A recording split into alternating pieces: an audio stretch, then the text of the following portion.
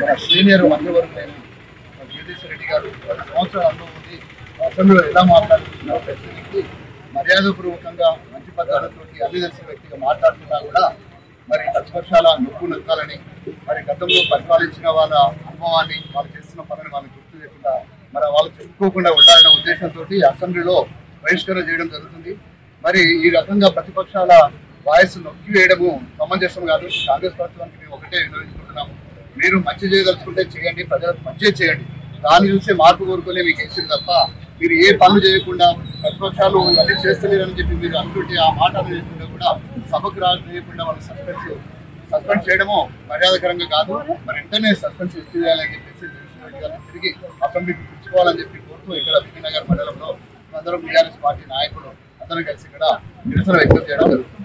జగదీష్ రెడ్డి గారిని సస్పెండ్ చేయడం అంటే ఒక దుర్మార్గమైనటువంటి చర్య ఈ సందర్భంగా నేను తెలియజేస్తా ఉన్నాను. అమానుషమైనటువంటి చర్యను కూడా తెలియజేస్తా ఉన్నాను. సభలో బీఆర్ఎస్ సభ్యులను మాట్లాడకుండా నోరు నొక్కే ప్రయత్నమే కాంగ్రెస్ ప్రభుత్వం. ఈ సందర్భంగా నేను తెలియజేస్తా ఉన్నాను. ఈ రోజు స్పీకర్ గారిని అవమానించుడు అని చెప్పేసి మాట్లాడుతూ ఉంటారే, ఎంతో అనుభవం ఉన్నటువంటి మాజీ మంత్రివర్యులు జగదీష్ రెడ్డి గారిని ఎలా మాట్లాడాలో మీరు నేర్పించాల్సిన అవసరం లేదు. ఎందుకంటే మీరు ఈరోజు చేస్తున్నటువంటి అబద్ధాలన్నింటినీ కూడా రాష్ట్ర ప్రజలంతా గమనిస్తూనే ఉన్నారు. వారు ఏం మాట్లాడిండ్రు? ఎక్కడైనా పొద్దుపదం మాట్లాడిందా? ఎక్కడైనా అసభ్యంగా మాట్లాడిందా? ఎక్కడైనా అన్పార్లమెంటరీగా మాట్లాడిందా?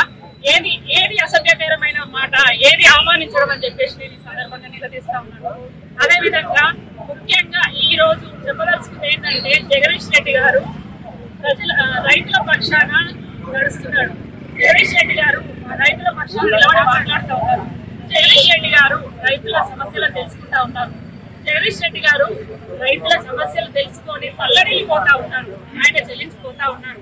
అటువంటి సందర్భంలో జగదీష్ రెడ్డి గారు నోరు నొక్కే ప్రయత్నంలో, గొంతు నొక్కే ప్రయత్నంలో భాగంగానే ఈ రోజు వారిని సభ నుండి సస్పెండ్ చేయడం జరిగింది.